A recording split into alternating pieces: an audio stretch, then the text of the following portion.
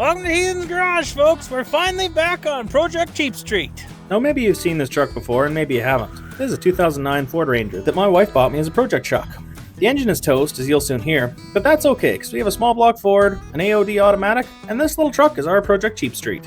It's destined to be my cousin Eden's first hot rod, and she'll compete in the Junior Street program with it, and hopefully have the quickest truck in high school at the same time. Which is kind of a tall order these days, but we're going to give it a go. Now, it's been a minute since we've been working on this thing, and if I'm honest, I really don't even remember where I left with you guys on this. But we're back on it now, because summer's over, and it's time to start doing projecty things again. So that's what we're doing today. Projecty things. Now, to begin with, this thing needs a boost, as normal.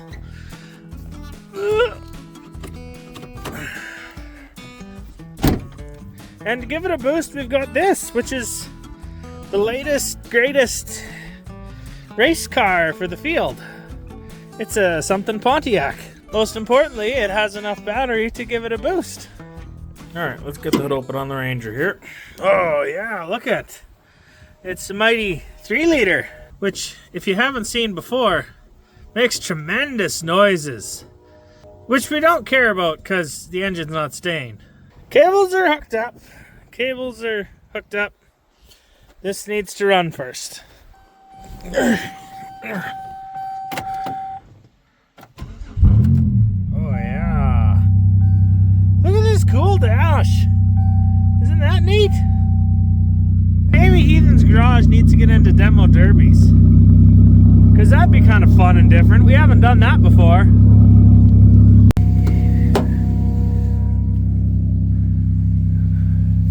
Okay. Now let's see if this thing will start. Wow. Ah, yeah! That's great. Now we can move it into the garage.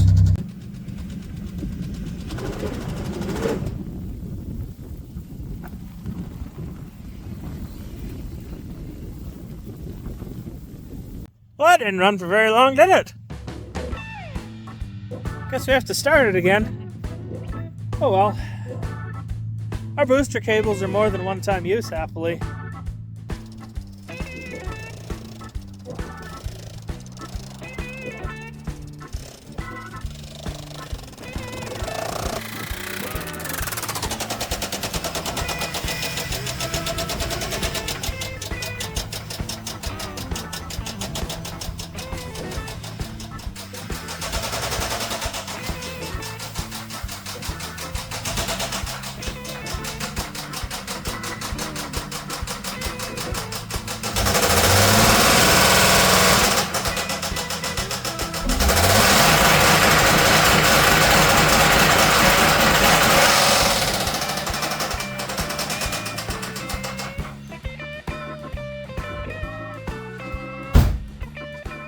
We made it back into the barn. And the barn's kind of where we belong most of the time. Now, we didn't actually need to bring the truck into the barn at all to work on it, because we're working on the engine today. But, for the sake of this is what we're working on and this is what we're working on, it better flow or something. I don't know. We're trying to improve production quality around here, okay? I'm not saying it worked. I'm just saying that's what it did. So how about the little pink Ford, eh? When we last worked on this, I think we put timing chain on?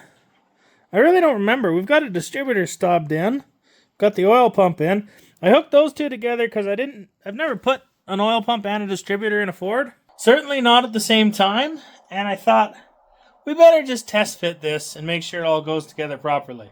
Which it took some finagling, if I'm honest. It's not like a Mopo where you just sort of drop it in and give it a whirly-woo and in she goes. But anyways, it's in. And we're happy with it. We bought adjustable rockers. We've got approximately the right size push rods. And basically, it's just sort of ready for final assembly. Like, it's ready to roll. Well, sort of. I gotta pull the cylinder heads off, which they're not bolted down. I've had them apart once before. And I looked at the valves and I thought, these, with no springs, they're still kind of like sticky. I didn't really have an answer as to why, so I put them all back together and carried on. But I think I might have an answer as to why, and I think I should at least lap them in.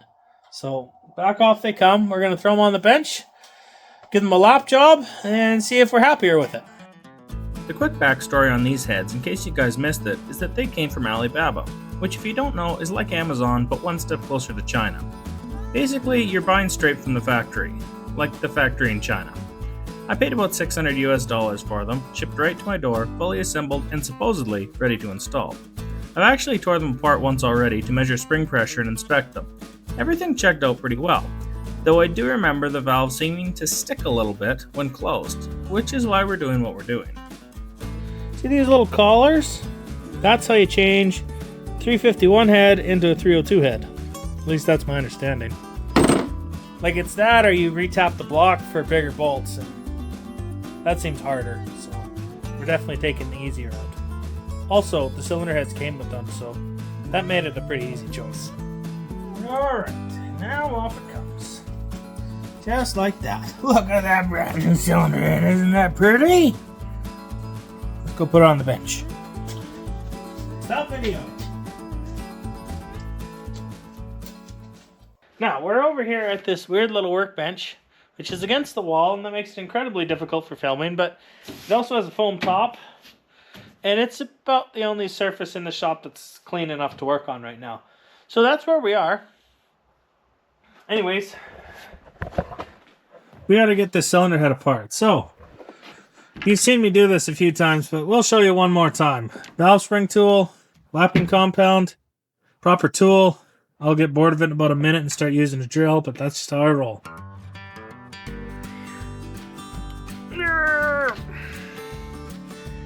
Take those off very carefully. Set them there.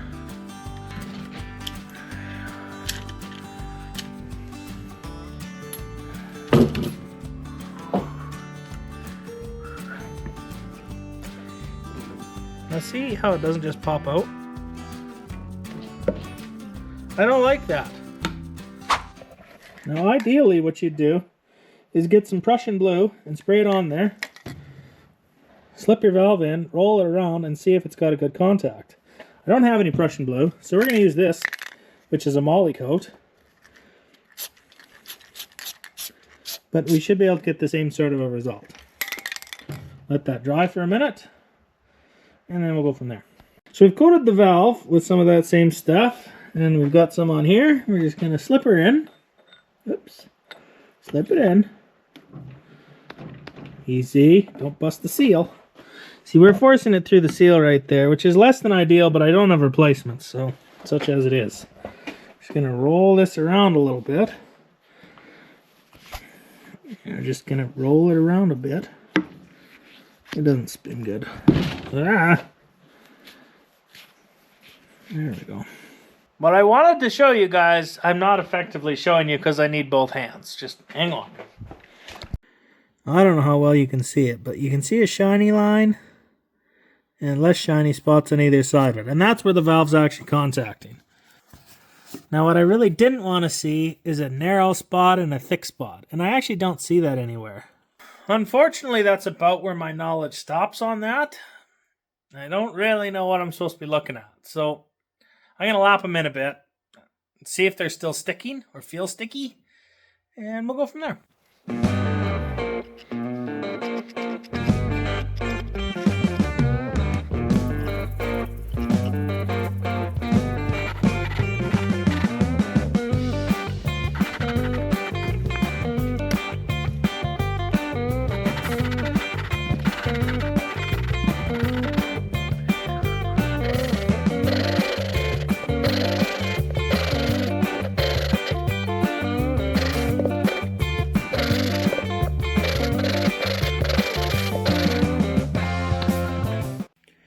Now that's what that looks like after we've done it. Now, do I know if that's good or bad? No. But I do know if I put images of that on the internet, somebody will tell me whether that's good or bad. Counting on it, actually, because I don't know if that's how it's supposed to look or not. I don't think they're going to leak like that, but it doesn't seem like very good lapping yet. Ethan from the future here. I talked to some people about how that valve lap looks, and this is what I found. So if you can see, there's that tiny shiny spot. There's the lapped portion, and then there's more shiny stuff. That, as far as I understand, is pretty desirable. That's like okay. Now on the valve, we'll see that we've got shiny on the inside, and then it's all the way to the edge with this. That we would prefer to be more in the middle instead of off to the edge. Hopefully that's good advice. That's what I could glean from the internet and asking a couple people anyways, like, you know, the voice of Ford and dear old dad. That was, they both had the same answer, so that was good enough for me. Also, both of them said, probably run it. That's what I'm going to do, is probably run it. Maybe I can demonstrate here. So if you snap the valve in, like that, so it's firm, it's better actually. See, that's way better than it was before. There was merit to doing that. I'll pull another one so you can see what I was talking about before. Alright, we've got this one pulled. Now watch. I cannot actually push it out. There we go.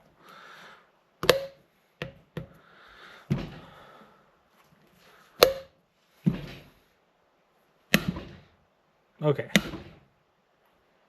Maybe I'm crazy. Maybe I don't need to do this at all. I promise I thought there was an issue. Maybe I'll find it eventually. I'm going to keep lapping these in, just because I think I should. And, yeah, that's what I'm going to do today. Now, the truth is, folks, I'm going to be lapping and reassembling those cylinder heads probably for the rest of the evening. Or maybe I'll do it tomorrow evening. But the point is, I'm just going to be doing the same thing over and over again. And that probably won't be the best footage. Now, on that note, since we're talking about it, things around Heathen's garage, they got to change just slightly. And that is, like, we've been putting lots of money into projects and haven't been making money off of projects, as it were. And basically, we need to do something different there, because that's not a strategy that'll necessarily be able to carry on forever. So you're all aware, if you're regular watchers, loyal subscribers, etc., we're probably going to start doing like 1 week of a fun project, and the next week will be like a see if we can make a buck project. And I don't know what the see if we can make a buck projects will look like necessarily. We'll probably be flipping cars. Hopefully in like a respectable way, not like a Kerber way. But anyways, that's probably what we're going to be looking at here in the near future for a while at least. Like we got more projects to buy and build, and we need some walking around money for that. So that's sort of the plan going forward anyways. Thanks for watching and subscribing, guys. We'll see you next time. Bye. Now, reassembly here is the reverse of assembly. You just put this on there, make sure it's good and tight. You don't want it to be loose on you, because this part's a little bit sketchier. Because see, now what you've got, let's just see if that's okay. You got a whole whack of spring pressure, and you've got to fiddle these in there. Now the hot ticket is some assembly lube, and there is actually fancy tools for doing this too. Alternatively, if you're sort of like a risky-minded individual, you can just put them here, put all of your trust in your tool, and release it. And as long as nothing goes wrong, you still have all your fingers when you're done. That's how I've always done it. I'm not saying it's smart, and I think I'll figure out a better way in the future going forward, but for now, that's what I'm going to continue doing.